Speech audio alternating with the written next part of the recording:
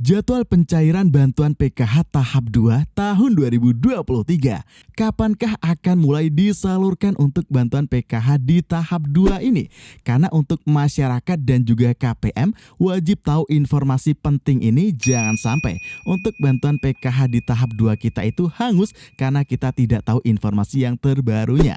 Nah, lanjut di sini juga kita akan memberikan informasi yang terbaru terkait bantuan bagi yang memiliki anak masih sekolah ataupun program Indonesia Pintar, yang dimana sebelumnya masih banyak yang belum cair untuk bantuan di sini, tetapi akhirnya sekarang sudah mulai cair juga.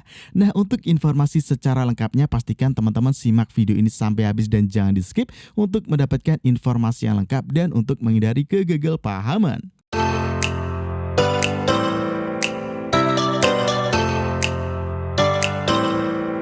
Hai, kembali lagi di channel Info Digital. Di sini kita akan mengupdate informasi terbaru di program bantuan pemerintah.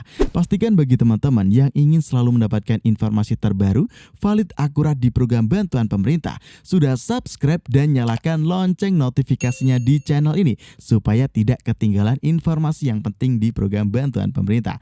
Dan seperti biasa teman-teman, jangan lupa yuk untuk absen terlebih dahulu. Teman-teman itu dari daerah mana saja kah dan sudah mendapatkan bantuan sosial ataupun belum? Yuk ketikkan saja dalam kolom komentar. Nah, oke sobat, di sini kita akan memberikan informasi yang terbaru ya, karena ramai sekali diperbincangkan dalam grup. Banyak sekali yang menanyakan kapan nih Bang untuk bantuan PKH di tahap 2 tahun 2023 akan cair? Kapan nih Bang untuk yang tahap 2-nya uang kita yang masuk ke KKS bisa kita ambil? Nah, tenang saja, di sini akan kita ulas secara tuntas dan juga kita akan mencari beberapa sumber yang valid juga ya teman-teman untuk menjawab pertanyaan yang ada di sini. Nah, oke sobat, jadi di sini untuk melihat jadwal kita wajib men-track dulu ya untuk yang PKH di tahap 1 nih. Nah, untuk yang PKH di tahap 1 itu jika kita lihat kalender di sini, di mana untuk penyalurannya masih terus disalurkan sampai dengan informasi yang kita dapat itu kisaran tanggal 7, dan apabila belum selesai maka masih terus disalurkan hingga tanggal 15 April. Tetapi tidak menutup kemungkinan akan terjadi keterlambatan karena setiap daerah ini memiliki kebijakan tersendiri ya untuk waktu penyaluran bantuan PKH, dan juga dalam setiap daerah itu lokasinya, medan penyalurannya pun berbeda-beda. Mungkin ada daerah mudah untuk disalurkan karena untuk akses jalannya lebih mudah, tetapi mungkin juga ada daerah yang untuk akses penyalurannya lebih sulit.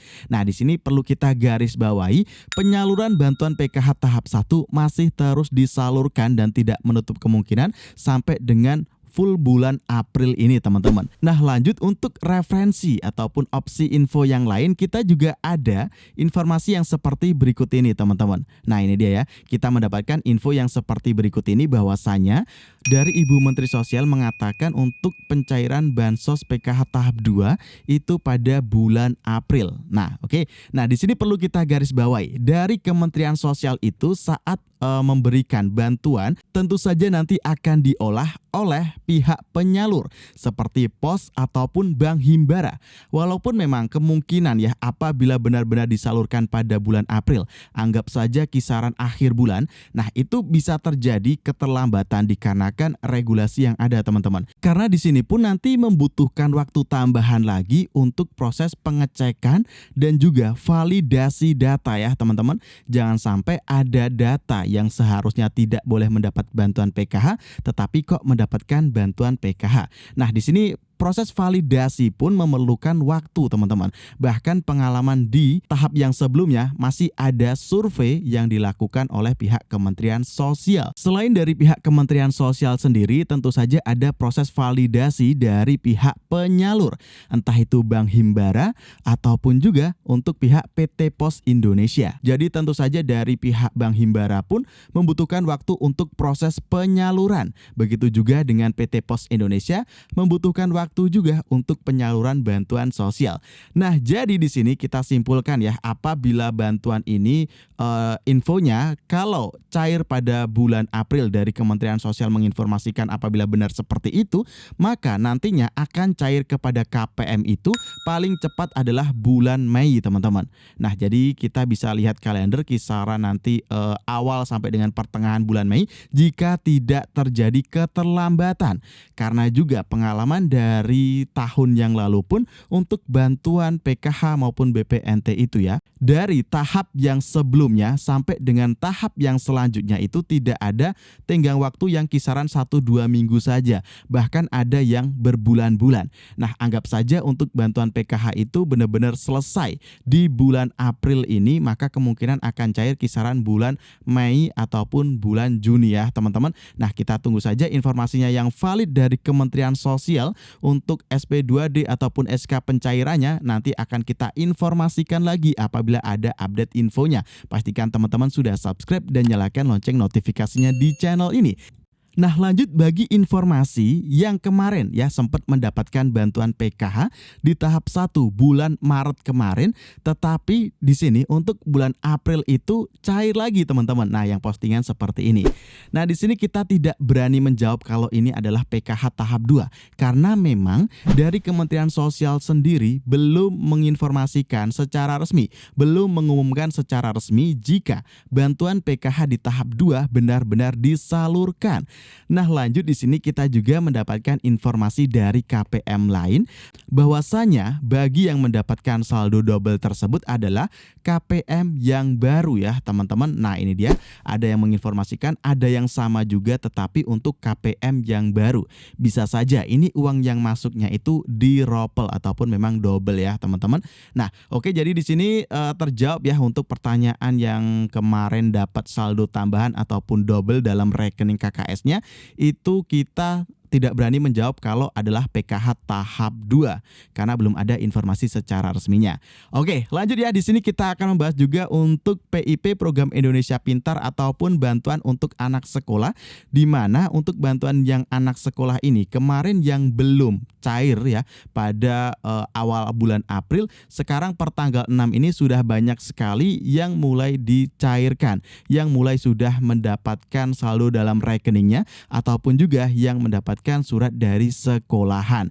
Nah, ini dia ya, teman-teman, banyak sekali yang menginformasikan untuk pencairan PIP bagi anak sekolah entah itu SD, SMP maupun SMA, dan nominal yang diterima masing-masing KPM untuk yang SD, SMP, SMA pun berbeda-beda, teman-teman. Nah, ini dia nominalnya. Jadi untuk yang memiliki anak sekolah masih SD mendapatkan sekian, lalu untuk anak sekolah yang SMP mendapatkan nominal sekian, dan untuk yang SMA mendapatkan nominal sekian. Jadi memang setiap jenjangnya itu mendapatkan nominal bantuan yang berbeda-beda.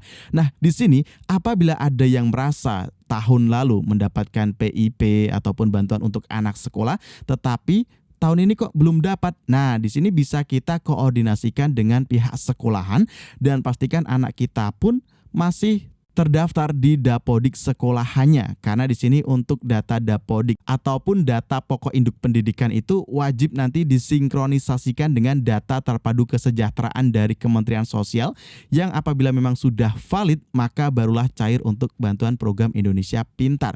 Tetapi apabila ada data yang bermasalah di sekolahnya ataupun di Kementerian Pendidikan itu datanya tidak valid, nah ini perlu dibenarkan lagi. Maka dari itu bagi yang belum cair itu bisa berkoordinasi dengan pihak sekolahan, dan apabila ada yang merasa pantas untuk menerima bantuan PIP untuk anak sekolah ini tetapi kok tidak dapat bantuan ini juga padahal nama kita terdaftar di DTKS. Nah, ini juga bisa mengusulkan kepada pihak sekolahan supaya nama kita diajukan sebagai penerima bantuan PIP. Tetapi di sini untuk pengajuan tentu saja tidak secara cepat bisa dicairkan karena tentu saja memerlukan proses verifikasi juga di lapangan. Oke sobat, sekian ya informasi dari saya. Pastikan teman-teman sudah subscribe dan nyalakan lonceng notifikasinya di channel ini untuk terus mendapatkan informasi terupdate di program bantuan pemerintah. Saya akhiri dalam kesempatan video kali ini dan pastikan kita berjumpa lagi dalam kesempatan video selanjutnya.